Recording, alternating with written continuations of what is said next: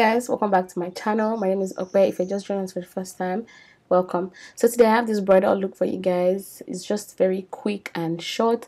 You guys already know most of my techniques, but now I'm going in filling her brows very lightly with Younger Beauty brow lotion, and then I'm going to just tint it because I feel like it was a bit too dark for her skin. I wanted it more natural. Conceal and then move on to her eyes.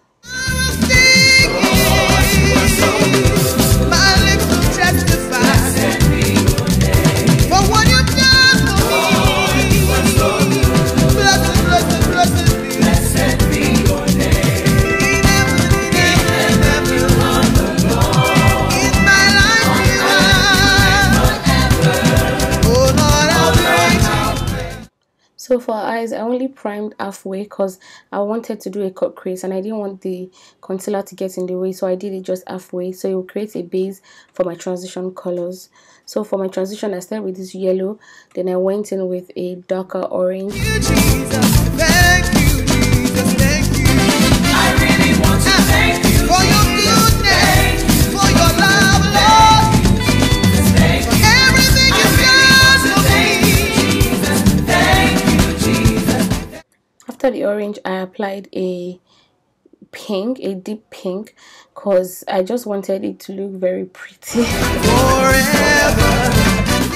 So to cut a crease, I'm using a very thin angled brush and I'm going slowly. Actually, I went really slowly, and then I made the outline first and then filled in the space with a white eyeshadow primer.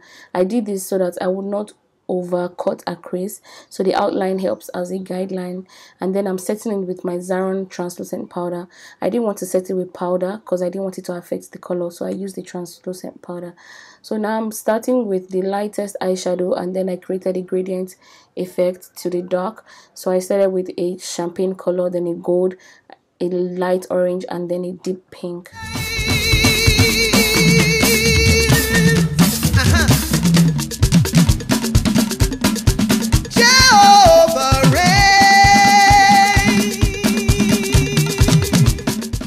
So for skin prep, I'm going with my Embryolisse moisturizer and then my number 7 mattifying primer, and then I went in with my Dynasamarics illuminating veil just to give her that glow from within look.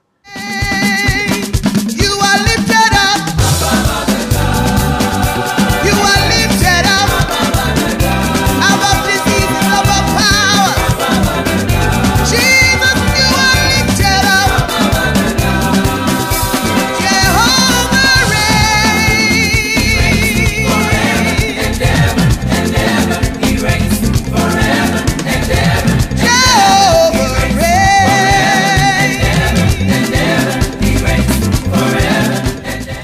So while blending, I discovered that I put too much concealer. That's why I was wiping my beauty blender on my tissue.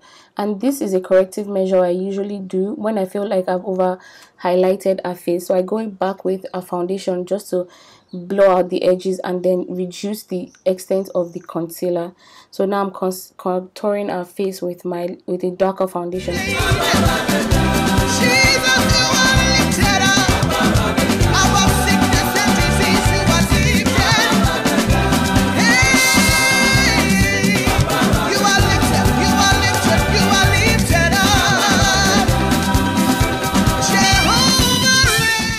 So to blend a contour, I always use the same brush I applied it with because I want the intensity to show. If I use a beauty blender, it will kind of lift it off. So I always go in with a brush so that you can keep the intensity I applied it with, and then I go back and forth with beauty blender just to blur out the edges and to create a seamless finish. So to set a highlight, I'm going in with my Dynasamarics Evolution powder in number 3 and then Hega and Nesta powder in shade 2.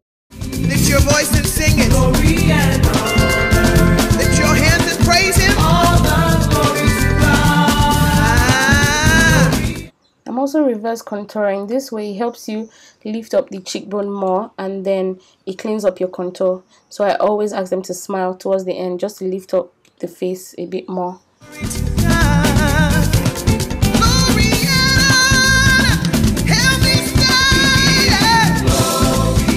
For your mercy, for everything you've done for me.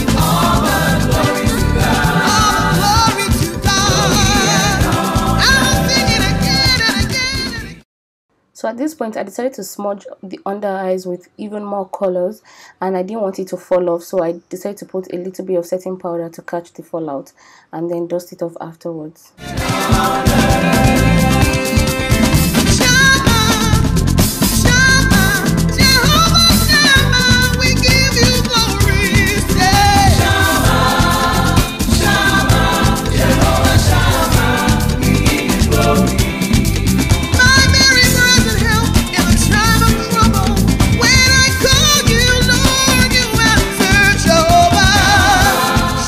Yeah guys, this is the final look. If you guys love this look, let me know in the comment section. I had fun creating this look, even though my model was super shy. It took Jesus to have her do this outro. Anyways, thank you guys for watching and hanging out with me. I'm going to see you guys in my next video. Don't forget to like, share, subscribe, and leave your thoughts below. I love you guys. Mwah! Kisses.